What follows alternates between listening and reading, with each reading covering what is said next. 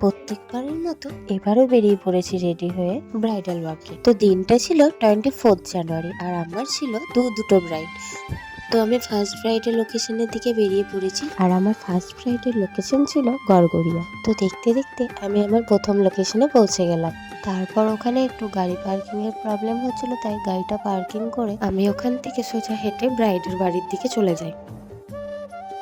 আমি আমার স্টুডেন্ট ইন্দ্রাণীকে আগে থেকে ওখানে পাঠিয়ে দিই আর ওকে বলি তুমি আমার ব্রাইডের শাড়িটা পরিয়ে হেয়ারটা ক্রিম্পিং করে রেখো। তাই আমার স্টুডেন্ট দেরি না করে আমার কথা মতো আমার ব্রাইডকে শাড়ি এবং হেয়ার ক্রিম্পিং করে রেডি করে রাখে আর আমি গিয়ে শুরু করে দিই মেকআপ।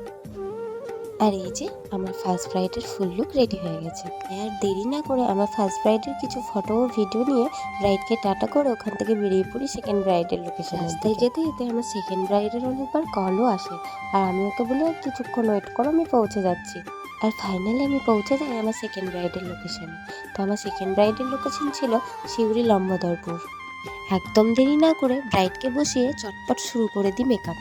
তারপর আমি আমার ব্রাইডকে জুয়েলারি পরিয়ে রেডি করে দিই আমার সেকেন্ড ব্রাইডের ফুল লুক।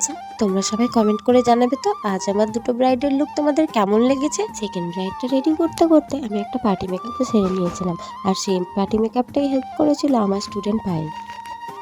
তারপর কাজ সেরে বাইরে বেরিয়ে দেখি খুব সুন্দর সুন্দর বাজি ফোটানো হচ্ছে আর সেই বাজি ফোটানো দেখতে দেখতে আমরা চলে যাই বাড়ির দিকে।